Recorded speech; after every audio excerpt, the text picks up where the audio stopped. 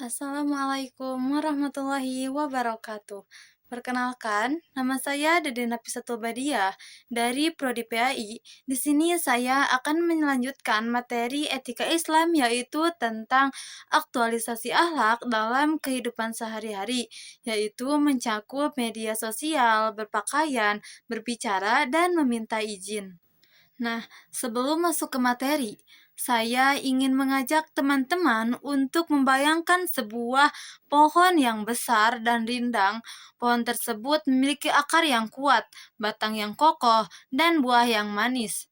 Dalam kehidupan seorang Muslim, iman adalah akarnya, ibadah adalah batangnya, dan akhlak sebagai buahnya. Nah, jika seseorang memiliki iman dan ibadah yang baik, maka seharusnya akan terlihat dari akhlaknya dalam kehidupan sehari-hari. Nah, oleh karena itu, akhlak tidak cukup hanya dipelajari saja, tetapi harus diwujudkan dalam tindakan nyata yang diaktualisasikan dalam kehidupan sehari-hari. Nah, adapun materi dari aktualisasi akhlak. Aktualisasi akhlak adalah penerapan nilai-nilai akhlak mulia dalam kehidupan nyata. Akhlak bukan hanya teori yang dipelajari di kelas saja atau di buku, tetapi harus dicerminkan dalam sikap, ucapan, dan perilaku kita. Nah, adapun Rasulullah SAW bersabda, yang artinya sesungguhnya aku diutus untuk menyempurnakan akhlak yang mulia. Hadis riwayat Ahmad. Nah, dari hadis ini jelas bahwa ini menunjukkan akhlak. Hadis ini menunjukkan bahwa akhlak memiliki kedudukan yang sangat penting dalam Islam. Nah, adapun bentuk-bentuk akhlak aktualisasi yang pertama yaitu aktualisasi dalam bermedia sosial. Saat ini, media sosial menjadi bagian dari kehidupan sehari-hari. Hampir semua orang menggunakan WhatsApp, Instagram, TikTok, Facebook, dan platform lainnya. Namun, media sosial bisa menjadi ladang pahala atau justru menjadi ladang dosa atau justru menjadi sumber dosa, tergantung bagaimana kita menggunakannya. Allah Subhanahu wa taala berfirman dalam Al-Qur'an surat Al-Hujurat ayat 6. Nah, yang artinya, jika datang kepadamu seorang fasik membawa suatu berita, maka telitilah kebenarannya. Nah, pada ayat ini jelas Allah mengajarkan kepada kita untuk melakukan tabayun atau memeriksa kebenaran informasi sebelum menyebarkannya. Adapun contoh akhlak di media sosial, yang pertama yaitu tidak boleh menyebarkan berita hoaks atau bohong. Yang kedua yaitu tidak menghina atau mencaci orang lain. Yang ketiga tidak melakukan cyberbullying. Yang keempat yaitu menjaga etika dalam berkomentar, dan yang kelima menyebarkan konten yang bermanfaat. Nah, sebagai contoh, ketika kita menerima berita yang belum jelas kebenarannya, jangan langsung membagikannya karena satu kali klik bisa menyebabkan fitnah dan kerugian bagi banyak orang. Nah, yang selanjutnya ada aktualisasi akhlak dalam berpakaian. Pakaian bukan hanya berfungsi menutupi tubuh saja, tetapi juga mencerminkan identitas dan kepribadian seseorang. Allah Subhanahu wa taala berfirman dalam Al-Qur'an surat Al-A'raf ayat 26 yang artinya, dan pakaian takwa itulah yang paling baik. Artinya, pakaian yang paling baik bukan hanya indah dipandang saja, tetapi juga harus menunjukkan ketakwaan kepada Allah Subhanahu wa taala. Nah, adapun prinsip berpakaian dalam Islam, yang pertama yaitu harus menutup aurat, yang kedua bersih dan rapi, yang ketiga tidak berlebihan, yang keempat tidak bertujuan untuk dipamerkan, dan yang kelima harus sesuai dengan norma kesopanan.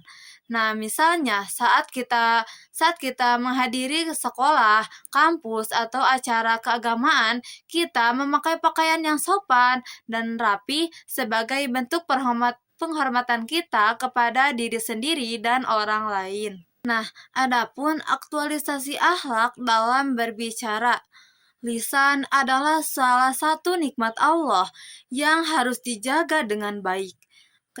Banyak persahabatan rusak dan konflik terjadi dan permusuhan muncul karena ucapan yang tidak dijaga. Rasulullah Shallallahu Alaihi Wasallam bersabda, "Barang siapa yang beriman kepada Allah dan hari akhir, maka hendaklah ia berkata baik atau diam." Hadis riwayat Bukhari dan Muslim. Hadis ini menjelaskan bahwa sebelum berbicara kita harus berpikir terlebih dahulu, jangan asal mengucapkan, karena satu ucapan saja bisa berpengaruh kepada orang lain dan diri kita. Nah, adapun akhlak dalam berbicara yaitu yang pertama harus berkata jujur, tidak boleh berbohong, dan tidak boleh menggunjing dan memfitnah serta menggunakan bahasa yang santun. Contohnya, ketika berbeda pendapat dengan teman, kita tetap menyampaikan pendapat dengan sopan tanpa merendahkan ataupun menghina. Karena kata-kata yang baik dapat menenangkan hati, sedangkan kata-kata yang buruk itu dapat melukai hati seseorang meskipun tidak terlihat secara fisik. Nah, adapun yang terakhir yaitu aktualisasi akhlak dalam meminta izin. Dalam Islam, meminta izin merupakan bentuk penghormatan terhadap hak dan privasi orang lain. Allah Subhanahu wa taala berfirman dalam Al-Qur'an surat An-Nur ayat 27 yang artinya, "Janganlah kamu memasuki rumah yang bukan rumahmu sebelum meminta izin dan memberi salam kepada penghuninya." Nah, pada ayat ini jelas bahwa Islam sangat menghargai privasi dan kenyamanan orang lain. Nah, adapun contoh ketika kita ingin meminta izin. Yang pertama yaitu harus mengucapkan salam terlebih dahulu sebelum masuk rumah. Yang kedua, kita harus mengetuk pintu terlebih dahulu. Dan yang ketiga yaitu izin kepada orang tua saat hendak mau keluar rumah. Dan yang keempat yaitu meminta izin sebelum meminjam barang milik orang lain.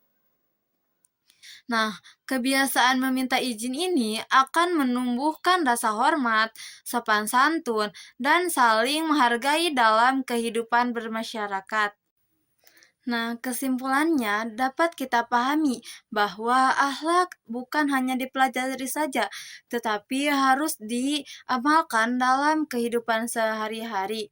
Akhlak yang baik dapat diwujudkan melalui bijak menggunakan media sosial, berpakaian sesuai syariat dan kesopanan, berbicara dengan sopan santun dan jujur, serta membiasakan meminta izin sebelum melakukan sesuatu yang berkaitan dengan hak orang lain. Nah, jika akhlak yang baik diterapkan oleh setiap individu, maka akan tercipta kehidupan yang harmonis, damai, dan penuh keberkahan. Nah, mungkin dari saya cukup sekian. Mohon maaf bila ada kesalahan. Wassalamualaikum warahmatullahi wabarakatuh.